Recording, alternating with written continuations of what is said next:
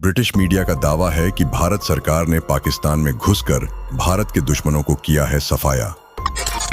भारत में disturbance create करने वालों को हम पाकिस्तान में घुसकर मारेंगे। उत्तर प्रदेश एटीएस ने भारत नेपाल सीमा से पकड़े 3 आतंकी। भारत में वेपन टेस्टिंग के लिए अब वेस्ट बंगाल में डीआरडीओ बना रही है एक नया टेस्ट सेंटर, और सितंबर के महीने में इंडियन नेवी को मिलेगी एक नई रशियन वारशिप। तो आज के अपडेट की शुरुआत करते हैं उन लोगों की खबर के साथ जो कि ऑलरेडी खबर बन चुके हैं, लेकिन उनको जिन्होंने खबर बनाया है उनकी अभी तक कोई खबर नहीं है। और इन लोगों को हम अलग अलग नामों से जानते हैं, लेकिन जो सबसे फेमस नाम है वह है अज्ञात बंदूकधारी। अब तक तो आप समझ गए होंगे हम क्या बात करने वाले हैं, मगर आगे बढ़ने से पहले भारत के महान कमांडो फोर्स के लिए इस वीडियो को लाइक करके अपने दोस्तों से शेयर जरूर करें, क्योंकि ऐसी रिसर्च करने में हमारी बहुत मेहनत लगती है और ये आपके लिए मात्र 1 सेकंड का काम है। तो अपडेट कुछ इस तरह से है कि द गार्डियन नाम का एक बहुत ही फेमस ब्रिटिश न्यूज़पेपर है, इनकी तरफ से एक रिपोर्ट जारी की गई है और इस रिपोर्ट में इन्होंने भारत और पाकिस्तान के इंटेलिजेंस ऑपरेटिव्स के हवाले से दावा किया है कि भारत सरकार ने विदेशी जमीन से आतंकियों का सफाया करने वाली अपनी रणनीति के हिस्से के तौर पर पाकिस्तान में रह रहे कई सारे आतंकियों को ढेर करवाया था।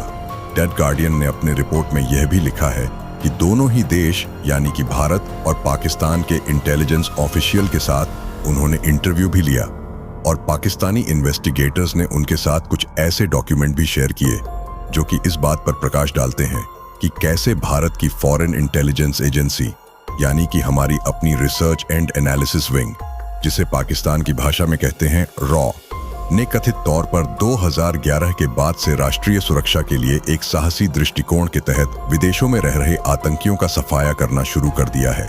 और इस रिपोर्ट में दावे किए गए हैं कि भारत सरकार खास तौर पर उन लोगों को टारगेट कर रही है जो कि भारत के दुश्मन हैं, और पाकिस्तान में 2020 के बाद से अज्ञात बंदूकधारियों द्वारा 20 हुरों को न्यूट्रलाइज्ड किया गया है। और दावा इसमें किया जा रहा है कि इस पूरे ऑपरेशन में भारत की intelligence agency RNA directly involve है, बल्कि इस रिपोर्ट में 2 भारतीय इंटेलिजेंस ऑफिसर्स के हवाले से यह भी कहा गया है कि भारत की जो इस तरीके की स्ट्रेटेजी है वो खास तौर पर पुलवामा हमले के बाद बदली है, और पुलवामा के बाद इस तरह की अप्रोच अपनाई गई कि जो भारत के दुश्मन बाहर रह रहे हैं वो इससे पहले कि भारत में कोई और हमला करें या किसी तरह का डिस्टर्बेंस क्रिएट करें, उससे पहले ही उन्हें बाहर ही निपटा दिया जाए। बहरहाल जितने भी आतंकी होते हैं उन्हें पाकिस्तान में एक सुरक्षित पनाह मिलती है, इसलिए उनके आगे के हमलों को हम नहीं रोक सकते हैं। इसलिए हमने अपनी अप्रोच में बदलाव किया और उनके सोर्स पर ही हमला किया। इसमें यह भी कहा गया कि इस तरह के ऑपरेशंस को कंडक्ट करने के लिए सरकार के हाईएस्ट लेवल से अप्रूवल की जरूरत होती है। लेकिन एक तरह से देखा जाए तो इस पूरी रिपोर्ट में जो भी दावे किए गए हैं वे कोई नए नहीं हैं, बल्कि ऐसे दावे पहले से होते आ रहे हैं और डायरेक्टली भारत को ही इसके लिए जिम्मेदार ठहराया जा रहा है।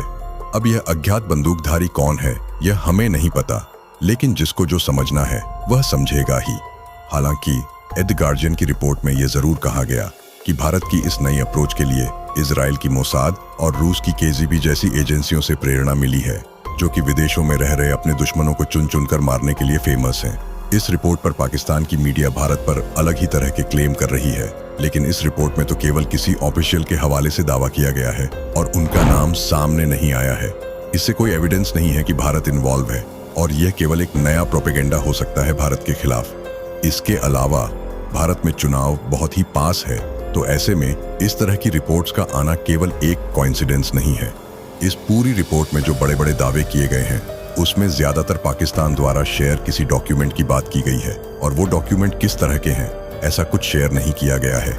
इससे एक प्रश्न उठता है कि अज्ञात बंदूकधारियों ने अभी तक जितने भी आतंकियों को ढेर किया है वे सभी के सभी पाकिस्तान की जमीन पर ही कैसे मिल रहे हैं और कैसे खुलेआम वहां घूम रहे हैं। बल्कि पाकिस्तान तो अपने आप को कुछ ऐसा दिखाता है कि वह आतंकवाद का शिकार है।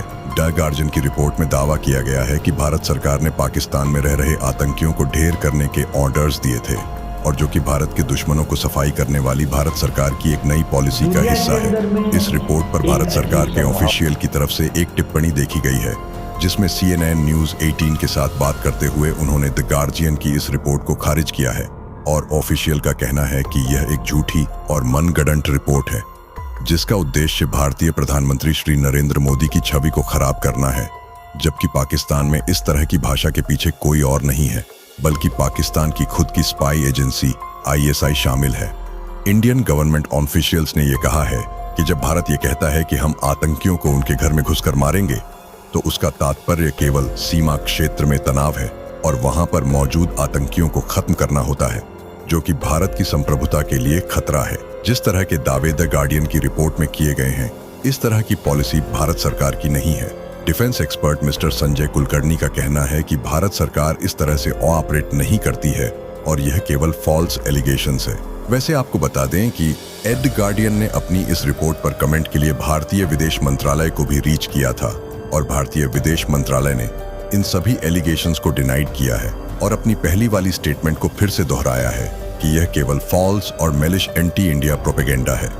भारतीय रक्षा मंत्री श्री राजनाथ सिंह ने भी एक एक्सक्लूसिव इंटरव्यू दिया था और उस इंटरव्यू में उनका कहना था कि भारत हमेशा ही अपने पड़ोसी देशों के साथ एक अच्छे रिश्ते चाहता है। भारत ने कभी भी किसी दूसरे देश पर पहले हमला नहीं किया है और किसी और की जमीन पर हमने 1 इंच कब्जा भी नहीं किया है। लेकिन हाँ, जो लोग लगातार भारत को टारगेट कर रहे हैं और भारत में घुसकर आतंकवाद को फैलाने का प्रयास कर रहे हैं, उन्हें हम छोड़ने वाले नहीं हैं।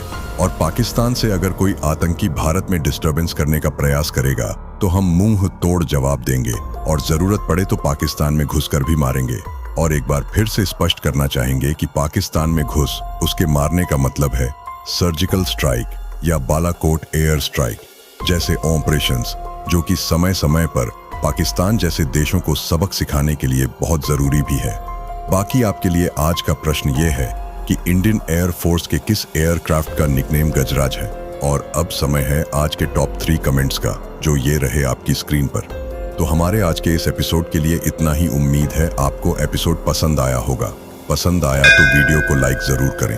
कोई भी सुझाव या सवाल हो तो उसके लिए कमेंट सेक्शन ओपन है। जल्द ही मिलेंगे नए एपिसोड के साथ। तब तक के लिए जय हिंद, जय भारत, जय श्री राम।